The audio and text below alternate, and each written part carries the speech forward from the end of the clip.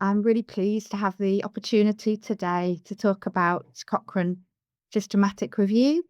I'm Rachel Richardson. As Gary said, I run the Method Support Unit in the Cochrane Central team, and we advise authors and editors on methods and statistical issues in Cochrane reviews.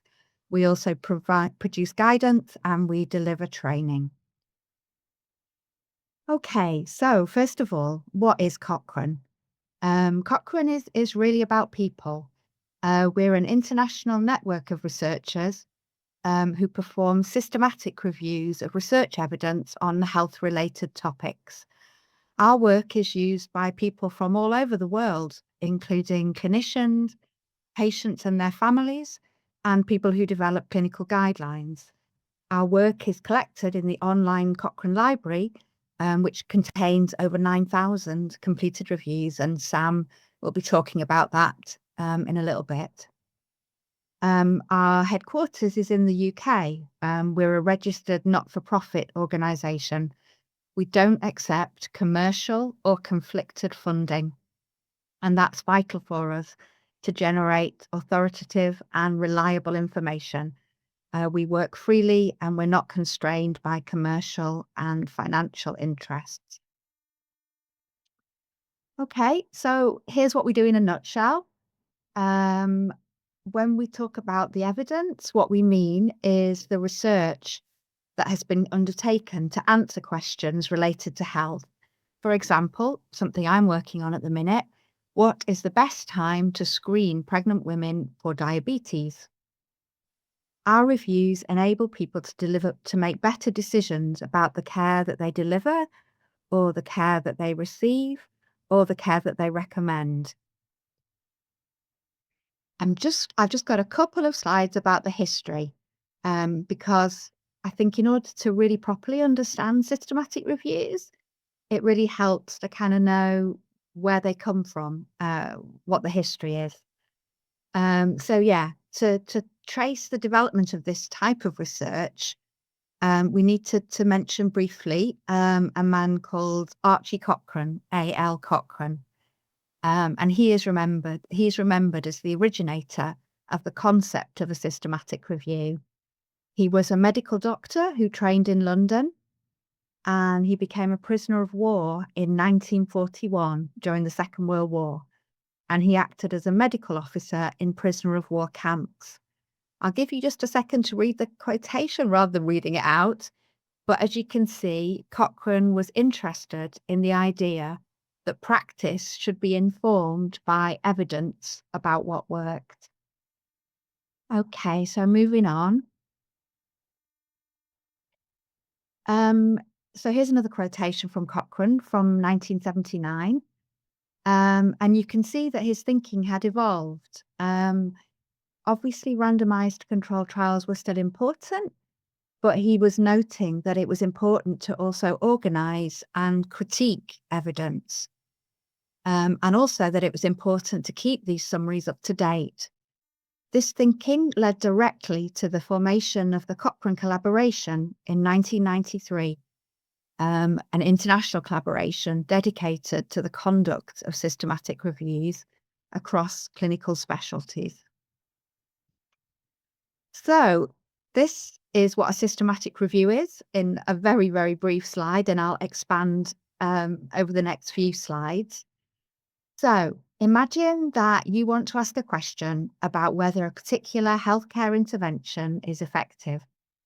So, as an example, you might want to know that whether intermittent fasting for adults with overweight or obesity, does that result in greater weight loss than if people just have a regular diet? So if people restrict their calories very significantly on, say, 2 to 3 days a week, but eat normally for the rest of the week, is that more effective? Does that help them lose weight more than if they have a regular calorie controlled diet where you have, just a smaller reduction in the number of calories, but every day? So what you do then is you find the randomized controlled trials that answer that question, that are relevant, and put them at the top of the diagram there. As you can see, there's three different randomized controlled trials. What you do then is you assess these trials and you synthesize the evidence from them.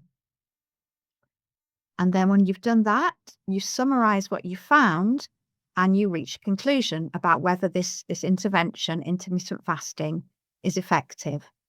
Your conclusion takes into account your assessment of the quality of the studies and the overall evidence.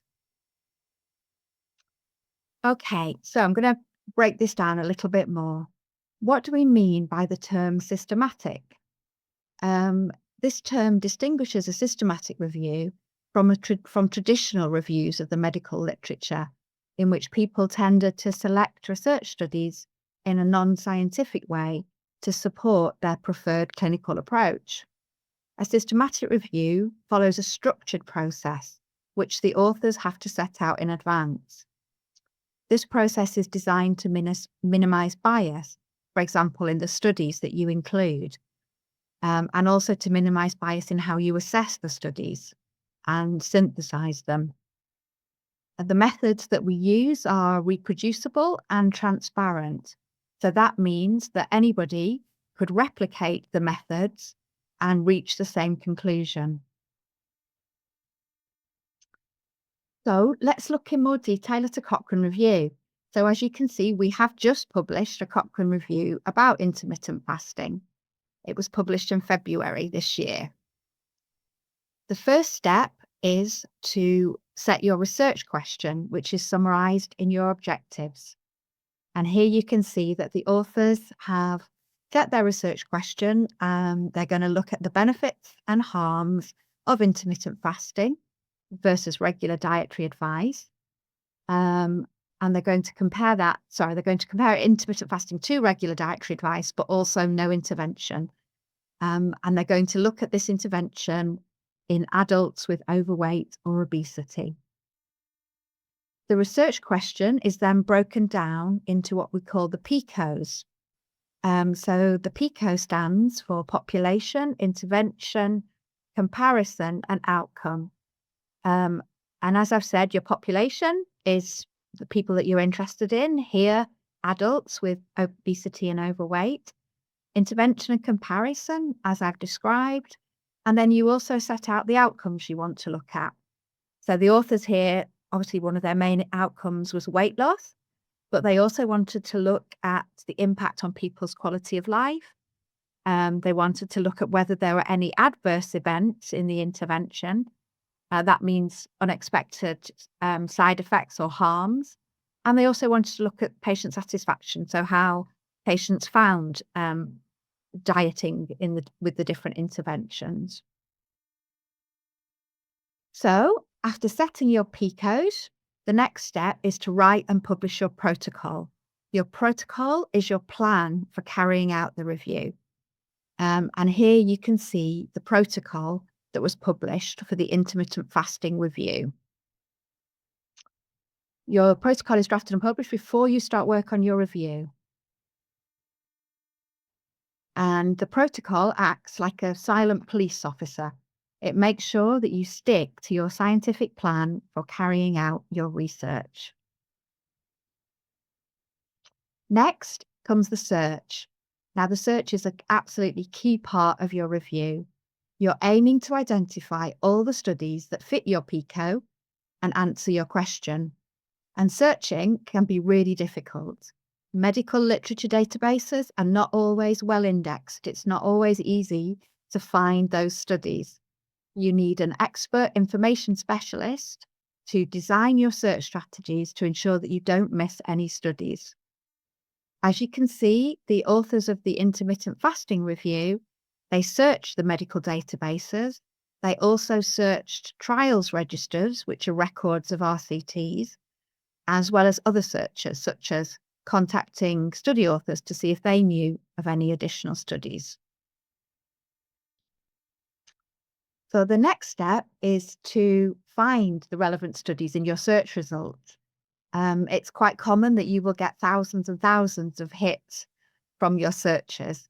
And your job then is to filter those to work out which studies are relevant, which are the studies you need to include. So what this picture shows is a diagram from the intermittent fasting review. And that shows the process by which the authors filtered those hits in the database to find the studies that were relevant to their research question. So what you do is you identify your database, you identify your records from your databases and your other searches. You then screen your records. That's the next box down. And you typically do that by looking through the titles and the abstracts of the records you found. And usually you find then that you can exclude an awful lot of records. You find that an awful lot of records aren't relevant and you exclude them. So here you can see that the authors excluded over 18,000 studies, and then they retrieved 179 full texts so they retrieved the whole article to assess that in more detail. You then assess whether these full texts are eligible. And as you can see, you might exclude records at that stage as well. For example, they've not been carried out in the correct population. So perhaps, for example, they didn't include adults with overweight and obesity. And then finally, at the bottom box on the left-hand side, you have the studies that are eligible, the studies that meet your PICOs, and the studies that you're going to analyse in more detail in your review. So here you can see that the authors included 22 studies in their review. Okay, so the next key part of your review is to assess the risk of bias in those studies. How prone to bias are they? And the quote at the top is from the Cochrane Handbook, which is our guide to carrying out reviews. Bias can take many forms, and Cochrane has various tools for assessing the risk of bias, and depending on the study design. I'm going to give you just one example. So one of the things we look at is what we call blinding. So that means whether people involved in the trial knew which group the participants were in. So they knew whether the people in the study were in the intermittent fasting group or whether they were in the regular dieting group. So imagine that the doctor in the picture knows that her patient has been allocated to the group who have been prescribed intermittent fasting. The doctor may have preconceptions. She may think that this is a new approach. It's quite exciting, and she may think that it's likely to work. And this knowledge may result in bias in how she measures and reports results in the trial, particularly, for example, when these are subjective measurements. So, for example, symptoms of depression or people's quality of life. And there's a lot of empirical evidence that people can be biased when they report outcomes, when they know what group somebody is in. The next step is to synthesize your results. I don't expect anybody who's not familiar with systematic reviews to kind of understand this diagram. I'll talk through some of the key features though. So this shows how we usually synthesize results. It's called a meta-analysis. And a meta-analysis is a statistical way of combining the results from different studies to show an overall estimate for how well the intervention works. So I'm going to just highlight a couple of key factors. So here on the left, those are the studies. So they're 4 of the studies that have been included in this review. And next, you can see the results from the studies. So what you're seeing here is that in the intermittent fasting group, 13 people lost more than 5% of their body weight, and that was out of a total of 61 people. And in the control group, the regular dietary advice group, 10 people out of 60 lost more than 5% of their body weight. That's a risk ratio, that's an effect measure, which is a measure of whether how well the intervention worked. And at the bottom there, we've synthesized all those effect measures from the different studies to produce an overall effect measure, an overall risk ratio. So your final step is to summarize your findings and make conclusions. This is a summary of findings table. Every Cochrane review includes at least one. This summarizes the results for each key comparison in the review. So here the key comparison is intermittent fasting compared to regular dietary advice. So it lists the outcomes in the left-hand column. And there you can see that's that weight loss outcome that we saw in the meta-analysis. And it shows how many people, as I said, lost 5% or more of their body weight. Here you can see the effect estimate. If you remember, that was the risk ratio, the effect estimate of how those two interventions compare. We also evaluate the certainty of the evidence. And here you can see that the authors have assessed the certainty of the evidence as very low. And when we assess the certainty of the evidence, we look at things like risk of bias that I talked about before. We also look at things like how precise is our effect estimate, and how applicable are the results that we found to the people that we're interested in. And finally, you can see the conclusion that the authors have drawn. So what they've concluded here is that intermittent fasting, excuse me, may have little to no effect on achieving a 5% reduction in body weight. That's how they've interpreted that risk ratio. They've also concluded the effect is very uncertain, and that takes into account the fact that they've assessed the certainty of the evidence as very low. Okay, so that was a brief run through of what a Cochrane review looks like. I guess a question that we get often asked is why are Cochrane reviews the gold standard? And I know that Sam is going to talk about this in a little more detail when she talks about the Cochrane Library. But yeah, the key things are the methods, our global collaboration, our editorial process. We've got a very strict editorial process, and we gather opinions, not just from methods and statistics experts, but also from clinical experts and also from patients and their families when we look at reviews and assess them. Just a kind of a brief sort of in conclusion, really, I guess. Just to kind of sort of show how Cochrane research is recognised internationally as the gold standard. We were really proud that in 2021, one of our reviews won a prestigious prize for useful and trustworthy science communication, the Harding Prize. And that was one of our reviews during the COVID pandemic, a review of hydroxychloroquine. Okay, so thanks very much, everyone. Yeah, and also I've put our website address there.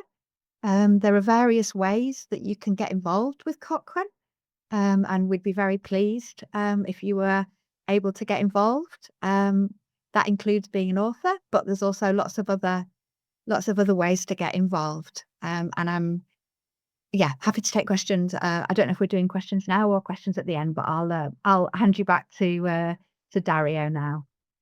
Thanks, Rachel. So yes, we are open to questions. This was just a very, I would say, broad overview, beginning to picture a very interesting and complex picture of what Cochrane is. But now perhaps Sam, because we don't have any questions, Sam, you can perhaps take us through the story of Cochrane Library in very short. Hello, everyone. Thank you for joining today. My name is Samantha, and I'm here to give you a practical introduction to the Cochrane Library, what it is, why it matters, and how you can use it confidently from day one. Cochrane exists to provide trusted evidence, supporting informed decisions, and ultimately contributing to better health.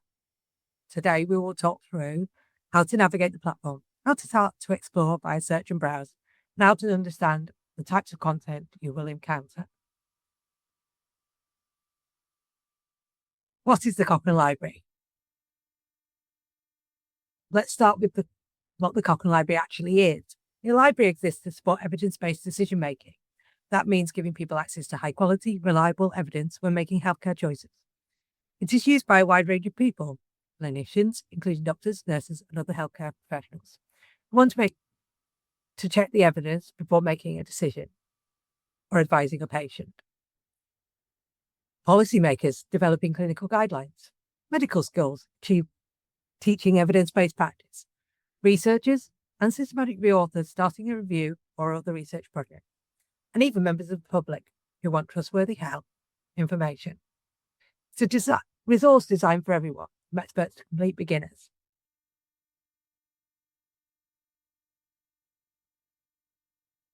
As Rachel talked about, one of the things that sets Cochrane apart is its commitment to trustworthy evidence. Cochrane reviews are produced by a global collaboration of experts, ensuring content is accurate and relevant. The methods used are rigorous and unbiased. And Rachel talked a lot about the bias assessments that we do on Cochrane reviews. This is what gives Cochrane reviews their reputation as the gold standard for high quality evidence. Cochrane has strict policies which ensure that reviews are free from commercial influence and have a high research integrity. And as Rachel commented, our editorial policies are extensive and mean that those assessments are free from the biases that are inherent. There's loads more information at cochrane.org on our ethos, policies, standards and methods. What is the Cochrane Library? The Cochrane Library isn't a traditional journal. It is a database. In fact, it's a collection of databases. It includes the Cochrane Database of Systematic Reviews, which is our flagship resource. It includes those Cochrane reviews Rachel spoke about, our evidence, and the protocols, those plans for future reviews and how they will be conducted. It also includes Cochrane Clinical Answers, which are point-of-care summaries for clinicians. Another database is Central, which is our database of trials. It includes reports of randomized controlled trials from multiple sources. There are other tools, such as Cochrane Search Manager. This is a key resource for authors of systematic reviews looking for methods-based searching. There is also a full Spanish language website, as well as abstracts and plain language summaries in more than 20 languages, meaning Cochrane evidence is accessible globally. When you land on the homepage, you will see that it highlights key evidence and insight. It showcases content related to Cochrane scientific strategy and other priority health topics. If you're not sure where to start, these browse options and the search bar at the top are your main entry points to the evidence. How to find content effectively. Let's talk a bit about search. For beginners, the standard search is a great place to start. A few tips to get you started. Start simple. You can refine your results later. Use filters to cut down your results. Learn to recognize what you're looking at. Remember, the Cochrane Library is made up of Cochrane reviews, protocols, Cochrane Clinical Answers, and trial records.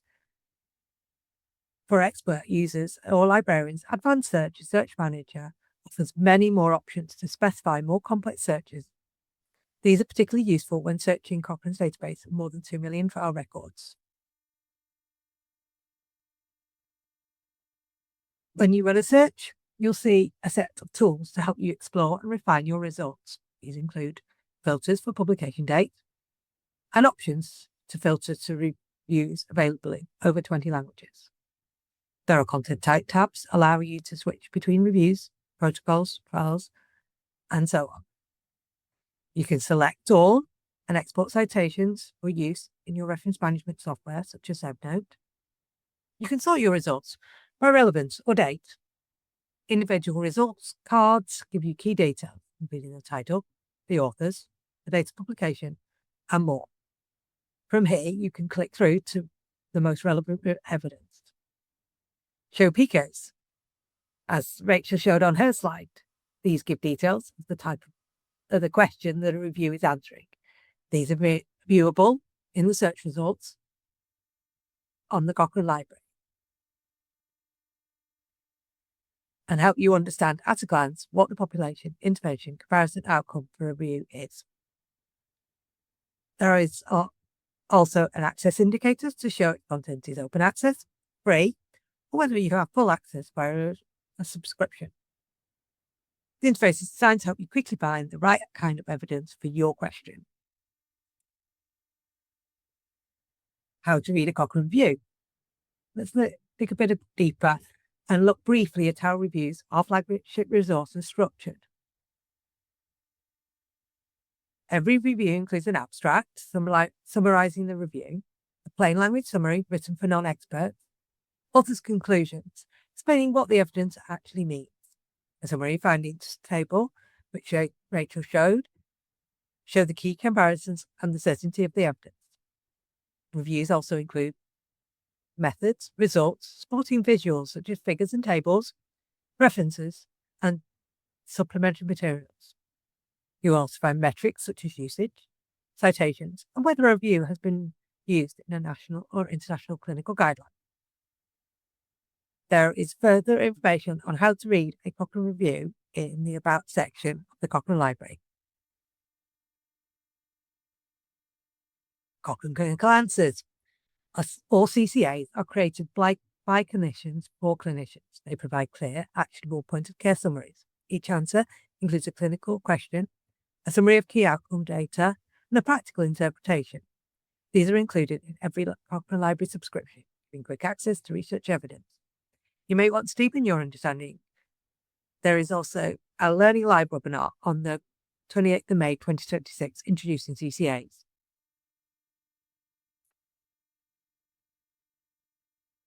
Getting started. If you're looking to build your skills further, visit the Cochrane Library Help section. It contains resources and webinars, search tutorials and videos, ways to keep up to date with new evidence. And I think Dario is going to share some links to some step-through guides to the Cochrane Library at the end of this presentation. This is especially helpful if you're new to evidence-based practice or searching. Thank you for listening, and I hope this introduction has given you a clear sense of what the Cochrane Library offers and how you can begin using it effectively. Perhaps start with the first question that we got, which is about our position on using generative AI in the systematic reviews, for example, evaluating of bias in studies or providing summary of studies during the screening phase. So, Rachel, that is a hot topic. So, do we have something to say about it? Yeah, good question. So I've shared a link in the chat to our position statement on the use of AI in systematic reviews. Yes, I mean clearly it's an area of huge interest for us. So we collaborate with other evidence synthesis bodies, such as the Campbell Collaboration and JBI. And we've issued a position statement on how AI should and shouldn't be used in Cochrane reviews. We're also signatories to the RAISE recommendations. There's more in the link, but RAISE gives recommendations for the responsible use of AI in evidence synthesis. We're currently undertaking a pilot in Cochrane. So we've chosen 2 different AI tools, and more information on the website. And we're currently evaluating kind of their use in systematic reviewing.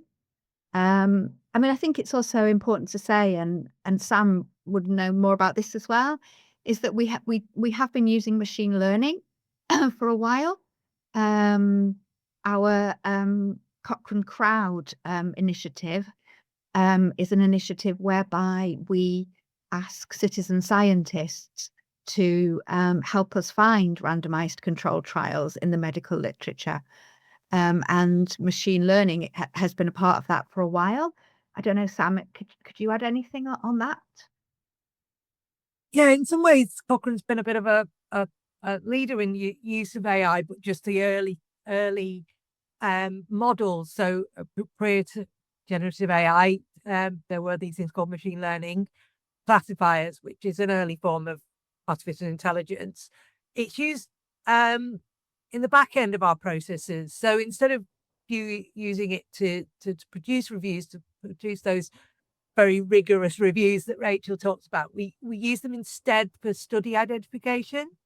So as Rachel pointed out, study authors identify thousands, tens of thousands, hundreds of thousands of records when reviews. And one way we can make our processes a bit quicker, faster, easier is to use these tools, these machine learning tools, to pre-screen those studies. And it's a safer way to do that. Early on in the process, those methods have been validated actually over the last sort of decade, really, where we've done lots of studies to check that they are reliable and we can trust them within our methods. So what these machine learning classifiers have been mostly used for is to identify whether things are randomized controlled trials or not. So we have a tool, the RCT classifier, that gives a percentage likelihood a study is an RCT, and we have a threshold that allows us to get rid of studies. So instead of saying something is an RCT, we get rid of studies that are definitely not RCTs. So we can be really confident we're not missing things. We pull in, and this can really reduce the noise in searches by a substantial about from 20 to 50% of studies can be knocked out very confidently with a 99% sensitivity. Just by getting rid of those studies that are definitely not RCTs. And though that classifier has been developed, like I said, over the last decade and validated with numerous studies, and there's lots of papers that sort of describe those methods in more detail. But we use that to populate Central, and people use it to conduct reviews. So to just get rid of results and get down that 20,000 that Rachel showed into a more manageable number. And the work that we're doing now on the use of generative AI just builds on that. So taking a systematic and rigorous approach to assessing whether these tools are reliable and we can rely on them. Right. So I just that reminded me that we ran our artificial intelligence methods in evidence synthesis webinar series last year. I've just shared the link to that. And now obviously this area is developing so quickly that some of these things may not be so relevant anymore, but I think it was quite a comprehensive overview of the potentials, I would say, for using AI in various parts of systematic reviews. So if anyone interested in that, have a look at that, at these recordings, which I've just shared. So we also have from Jonathan, we have a number of interesting questions covering, I would say, various things. I guess first question is, how do I register? Where do I start? And before any of you says anything, I can say that we do have a web page just for that purpose on Cochrane, Cochrane.org. It's Get Involved. So I will share that in the chat. But if any Rachel or Sam, you want to add to that? Yeah, thanks, Dario. So yeah, there's links in the chat about how to register and start. No, they can't be done solo. That's Cochrane reviews definitely can't be done solo. Sort of the main reason for that is that a lot of the processes that you do as part of a systematic review, you have to do in duplicate. So you need at least 2 people. So for example, when you're assessing risk of bias in the studies that you include in your review, we mandate that 2 review authors independently assess the risk of bias and then come together to discuss and agree on final ratings for studies. That also applies to other parts of the processes as well. Yeah, I mean, some reviews have huge author teams, because it can be kind of a lot of work to extract data, assess risk of bias and everything, especially if you've got a lot of studies. We also advise that reviews include not just people who are systematic review authors, but it's also great if you can include somebody who's kind of an expert in the subject area. Either a clinician or or similar, somebody who knows the field, because that's really important when you're writing a systematic review. Particularly important in getting your question right. What questions do kind of clinicians have in that field? Lots of reviews also include patients or families or carers as authors, which again gives a really valuable additional perspective to a review. And if you're using perhaps particularly complicated statistical models, which people use in some reviews, it's always brilliant to have a friendly statistician on board as well, because they can keep you right with the statistical side of things. I'll answer question 4. It doesn't cost anything to register. I'm assuming that's a living review. Doesn't cost, any kind of review. It doesn't cost to register. Training and courses. I'm going to hand to you, Gary. I can cover that. Again, I have a link relevant. So we do have on Cochrane.org website, we have a number of various training resources, learning resources, beginning with webinars like this. We have a huge archive of webinar recordings, I think more than 200 probably. Well, some of them are quite old now, but anyway, we are covering a lot of that on our webinars. We also have Evidence Essentials, which is completely free course of online learning modules. So these is a collection of 6 online learning modules, self-directed learning, freely available to everyone.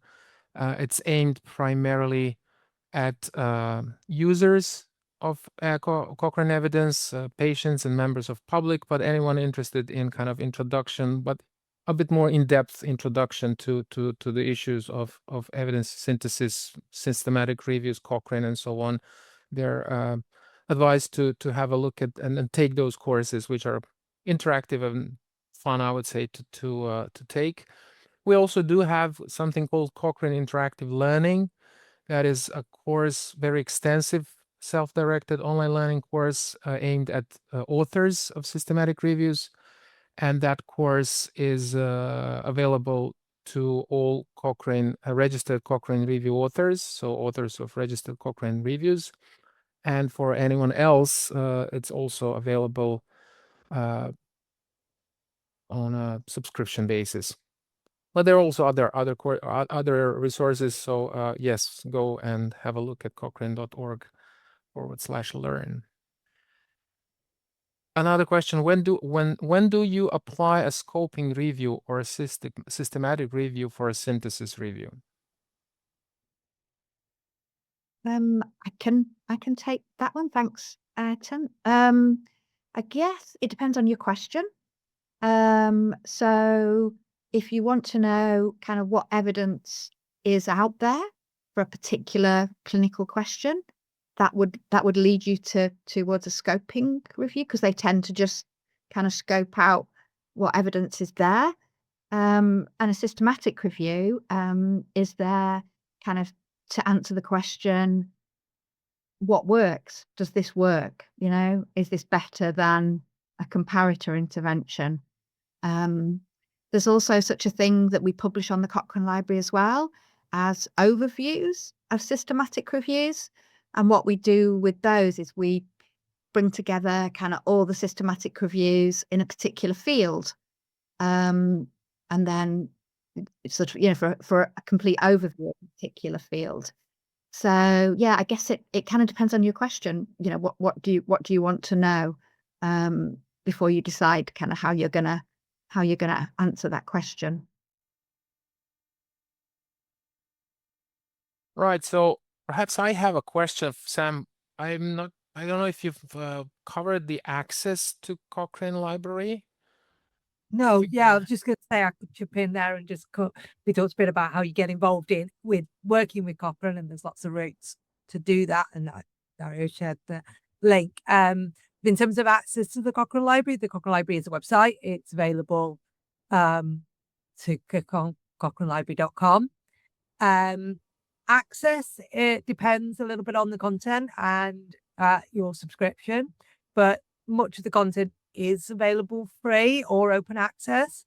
And as I indicated, there was those icons within the content to show you whether you have access to that.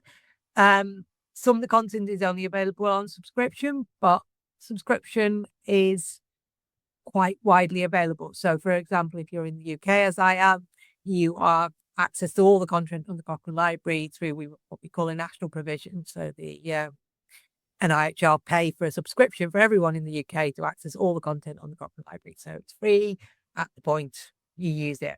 There's also significant number of countries listed, developing economies, where free access is given to all those within that country without a subscription. So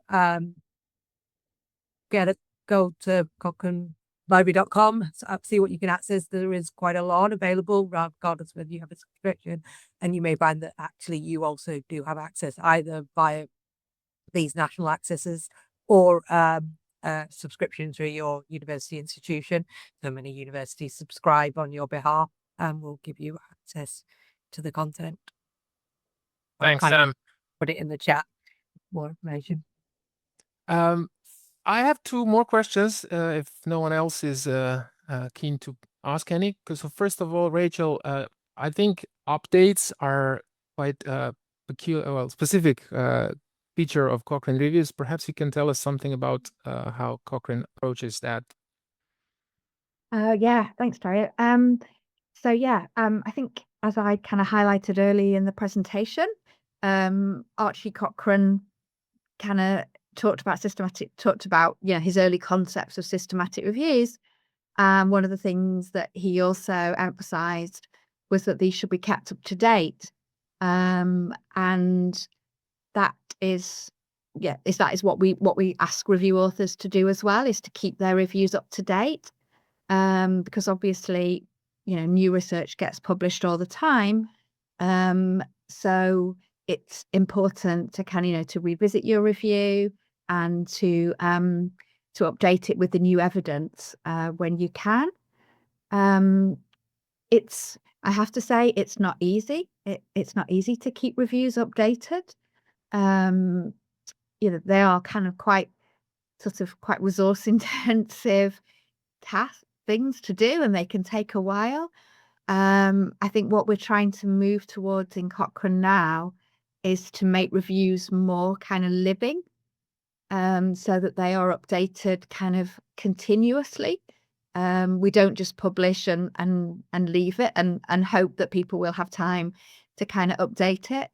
We want to make reviews living, and I think that is probably one of the areas where we'll be most keen on using sort of AI technologies and the possibilities that AI offers to keep reviews up to date, and not just kind of sort of one-offs.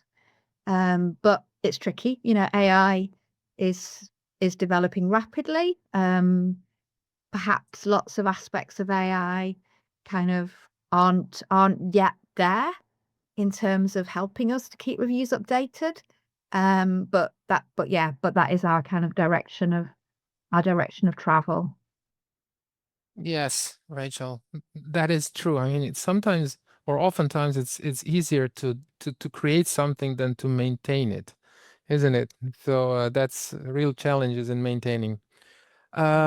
Perhaps, I mean, I have one more question, which I think is worth mentioning, in particular for Cochrane reviews. So it can be either Rachel or Sam. I think we should point out plain language summaries as a particular feature. So whoever of you wants to say something about our PLSs, as we call them. Yeah, I can start there. So as I said in the slides, the plain language summaries are one of the sections within a review. They're part of the abstract. They're also part of the content that's freely available to everybody. So regardless of whether you have a subscription, you can access the abstracts of Cochrane reviews and the plain language summaries.